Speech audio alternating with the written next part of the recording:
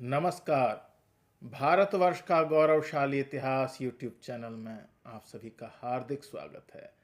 आज की वीडियो हम उषावदत्त के कार्ले गुहा लेख के बारे में चर्चा करेंगे।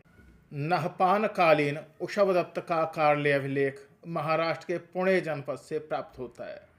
पुणे जिले में कार्ले नामक स्थान में जो चैत्य है उसके मध्य द्वार के दाहिनी ओर ऊपर भाग पर इस अभिलेख का अंकन हुआ है। यह ब्राह्मी लिपि और प्राकृत भाषा में है। इस अभिलेख में उषावदत्त द्वारा ब्राह्मणों बौद्धों को दान तथा कन्याओं का विवाह कराना इत्यादि के बारे में चर्चा की गई है। इस अभिलेख का प्राकृत पाठ इस प्रकार है। सिद्धम रजो खहरातस खतपस नहपानस जमतरा दीनीक पूतेन उषावदातेन तिगो सतसहस देण नदिया बणासाया सुवर्णति थकरेन देवतान ब्रह्मणन च सोलस गामदेन पभासे पूततिथे ब्रह्मणान अठ भाया पदेन अनुवासम पितु सतसहसम भो जपयित बलूरकेशु ऋण वासिनम पवजितानम चातुदिशस सघस यापगथ गामोकर जिको दतो सवान वा सवासितानम। इस अभिलेख का हिंदी अनुवाद इस प्रकार है।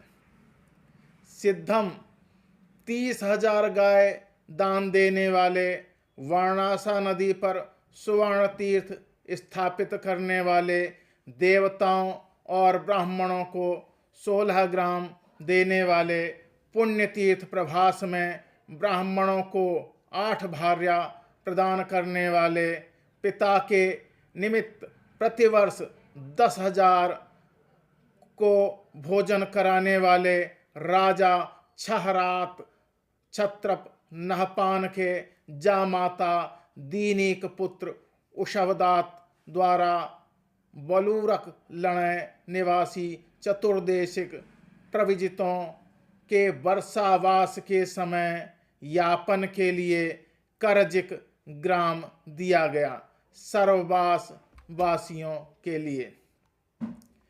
इस अभिलेख का महत्व इस प्रकार है कि इस अभिलेख में नहपान के जामाता ऋषभदत्त द्वारा बलरक लणय, जो संभवतः कार्ले स्थित गुहा जिस पर यह अभिलेख अंकित है वही है, चारों दिशाओं के भिक्षुओं के वर्षावास के समय यापन अर्थात भोजन आदि की व्यवस्था के लिए करजिक ग्राम के दान दिए जाने का उल्लेख है।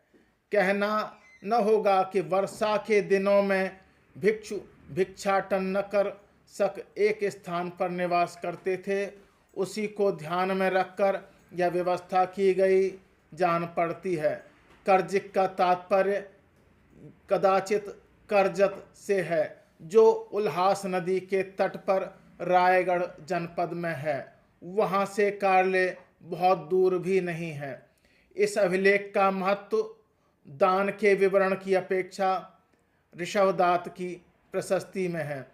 इससे ज्ञात होता है कि जहाँ वह बौद्ध भिक्षुओं के प्रति आकृष्ट था, वहीं वह ब्राह्मण धर्म के भी निकट था। उसने 30,000 गायें दान में दी थी, ब्राह्मणों को 16 ग्राम दान में दिए थे और 8 ब्राह्मणों के विवाह कराए थे।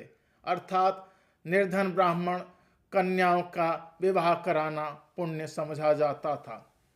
प्रतिवर्ष वह पिता के निमित्त पितृपक्ष में 10,000 ब्राह्मणों को भोजन कराता था। साथ में ही उसने वाराणसा नदी के किनारे सुवर्ण नामक तीर्थ को स्थापित किया। ये सारे कार्य ऐसे हैं जो ब्राह्मण धर्मावलंबी ही कर सकता है। मेरे साथ जुड़े रहने के लिए आप सभी का बहुत बहुत हार्दिक धन्यवाद। नमस्कार।